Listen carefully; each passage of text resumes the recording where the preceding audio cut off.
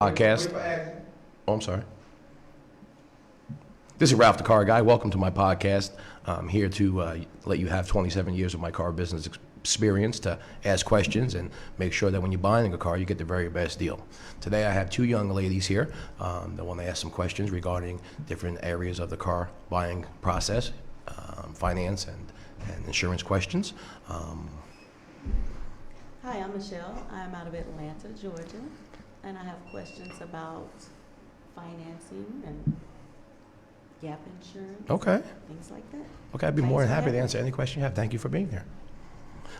Okay, I'm Chris. I'm from Atlanta, and I have questions about maybe a lease purchase, down payment, trade-in, stuff like that. Okay, perfect, Okay. perfect. Excellent, excellent. Okay, so, all right. So how?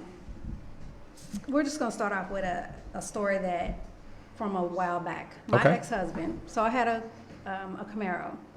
My ex-husband decided to surprise me. He was in the doghouse or whatever. So. We tend to do those things, don't we? So he decided to get me a Corvette. Okay. But he took my Camaro and he traded it in. Well, he put it. I guess he traded it in for a Corvette. But he used. Do you typically, for a lease purchase, do you typically use a trade-in on a lease purchase? Well, here's the thing. On a lease, due to the fact that you don't really own the car, right? The difference between a lease and a purchase is a lease, the bank owns the vehicle, and you're paying basically a rental charge.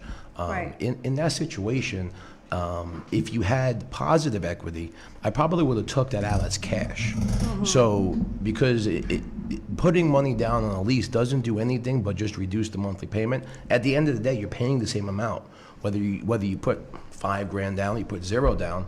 If you divided the $5,000 by 36 months, that's going to give you the same payment as if you put $0 down. Now, if you had negative equity in a situation, the quickest way to evaporate negative equity is in a lease. Because of the way leases are formulated, you're not paying an interest rate, you're paying more of a money factor. This way, if you had, let's call it $5,000 negative equity, if you put that in a purchase, you're going to be living with that $5,000 for the next 72 months, right? Plus the depreciation on the vehicle.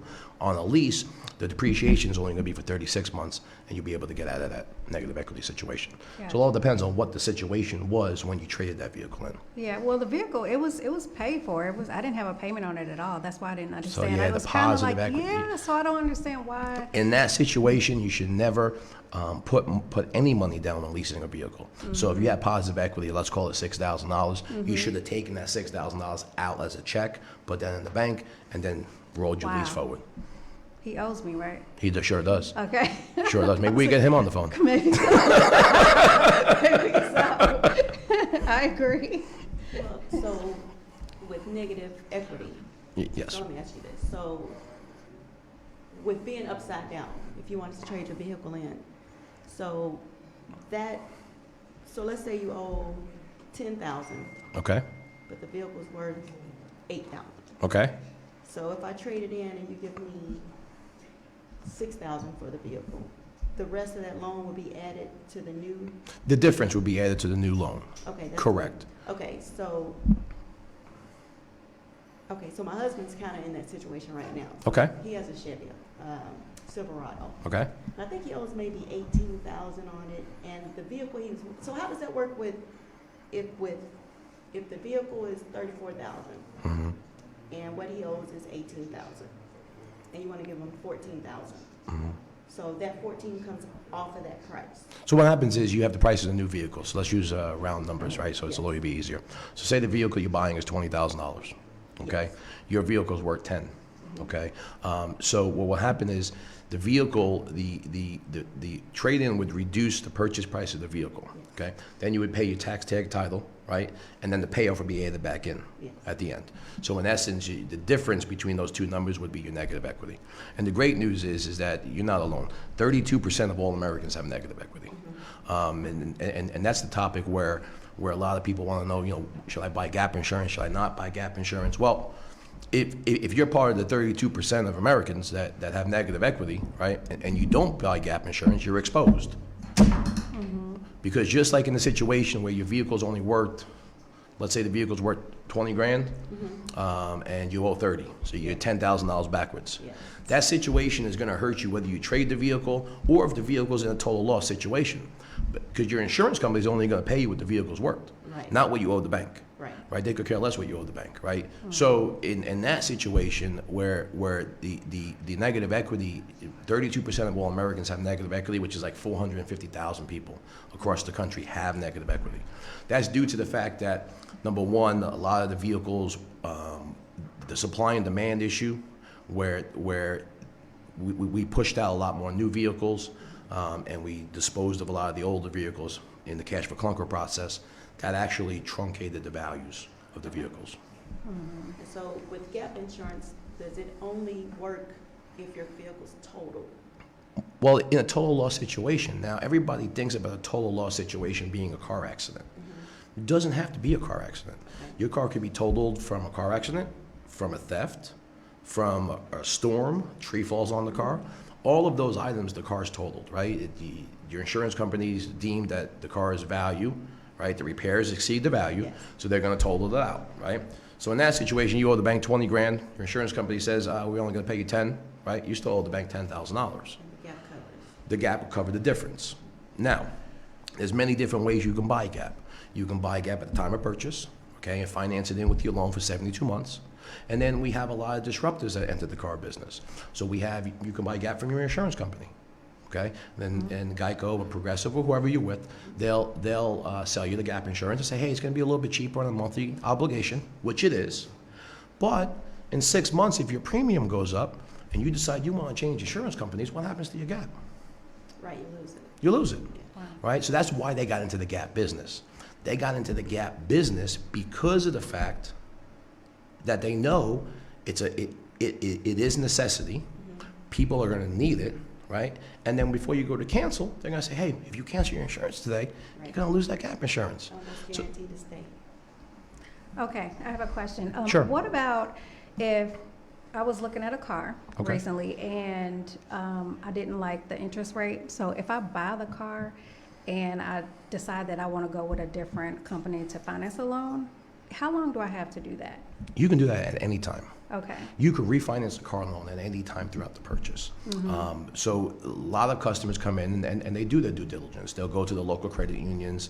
They'll go to, I have a lot of customers come into the dealership and they'll buy a car on a Saturday and say, hey, can I have until Monday morning to check with my credit union? At the end of the day, we really don't care how you pay for the car, as long as it gets paid for, right? So if it's a better situation for you to go outside of the lenders that the dealership might have and get your own money, then that's something that a lot of customers do, Okay. especially with the credit unions. Okay. So if I buy the car, take the car off the lot, I still have time to do that? I can come back, or I have to do it beforehand? All car loans are simple interest with no prepayment penalties. Okay. That means that you can finance the car on Monday, pay it off on Wednesday, and you only pay the interest between Monday and Wednesday. Gotcha. Okay, because it's simple that's interest, good. no prepayment penalty. You can refinance the car the day you purchase it or 2 years later. Doesn't really matter. Wow. Okay. That's So, good. I heard something about being a cash customer, that dealers don't really like that. Is that a, You know, at the end of the day, there's the purpose of this podcast is to help consumers, right? Because there's a lot of those misconceptions out there. At the end of the day, the dealerships don't care if you pay cash, you finance the car. The biggest thing is as long as we sell the vehicle. That's our biggest thing. Now, are there dealerships out there that are going to try to force you to finance? Yes. Do we get a little bit of money back from financing the cars? Sure we do. Okay, but is it enough money to say, hey, we're not going to do the deal? I mean, in my 27 years, I've never done that. right? You want to make the sale. I want to make the sale all the time and make the customer happy. Right? It's not just about making the sale. It's about making the customer happy, making them want to come back to you, Right. making them want you to send your sisters and your brothers and your friends, right? And hopefully you send your enemies too. And when you send your enemies, you tell them you paid too much for the car, right? Absolutely. Absolutely. Wow. Yeah, so, okay, so another situation I've had, I've always paid for my cars like outright. Correct. But I did have a truck that I had to trade in, kind of got in a little bind. They only gave me like $1,000 for it. What is the thing with the trade-in? Do they just like give you like the lowest amount possible, or is it better just to go sell your car than take the money and? Well, it all depends on the value. Okay. Now, sometimes it could be better to trade your car in, but I always recommend customers to go out and check your other sources to get a value in your car. The internet is not where you're going to get the value. The internet is where you're going to get a lot of misinformation. You're going to go on to KBB. KBB is going to tell you the car's worth $25,000. Okay. But if you call them for a check, they don't have one. Okay. So really, the value is what somebody's willing to write a check for. Right? That's the value of anything, whether it's a car, a lawnmower. The value of something is what somebody that has money is willing to pay for it, right? So I would go and tell customers, hey, go to CarMax. Go to these other spots who are not going to be, you're not buying the car from them, so they don't have anything to gain, and they're going to give you a true value, right? And then you need to make a determination, because if you sell the car outside of the deal, okay, you're going to pay a higher sales tax on the car that you buy. Because sales tax is figured from the car you're buying less your trade, then the sales tax comes in. Oh, okay. On the difference, on the difference figure. I didn't know that. Right? So if the car is worth $3,000, okay, and it's going to save you 6.6% of TAVT, well, how much over the $3,000 can you get from the other party? Is it going to be enough to compensate the amount of sales tax credit that you're going to receive for trading it in? Didn't know that. That's pretty good. Yeah. Okay. Yeah. I like that. You I said like that. TAVT, was that the trade value? TAVT is Georgia's taxation for ad valorem. I just heard TMV and assumed TAVT. trade value. Yeah. Awesome. Wow. Well, I have a 2001 Tahoe, 289,000 plus miles. Do if I bring that into trade, if I Yeah. If you bring it. if I was to bring that in, would you prefer me to just call, pull apart, or somewhere, or trade it in? Would you take it? 2001, 2001, 289,000 plus miles. 280,000 plus miles. I wouldn't. Does it run? It runs. Does it run? Have cold AC? Everything works? No lights? No scary stuff? Everything. I need a couple of window regulators. Okay. I mean, that's normal for. I mean, it's for the miles. That vehicle, you might want to try selling it yourself. Put a for sale sign on. I mean, we're always going to give you the value what the car is worth. Okay. So if the car is worth $1,000, okay, you can trade it, but you might be able to get $2,000 or $3,000 from that type of vehicle on the street, because that vehicle that runs well and has great AC and no check engine lights, that's not a vehicle you can find on the street readily available. Right. Okay. Okay. Well, thank you, ladies, for joining me. This is Ralph the Car Guy. We'll be back next week. Please tune in for some more information. And if you have any questions, please put it in the comment section. I'll be more than happy to answer them for you. Thank you. Thank you. you.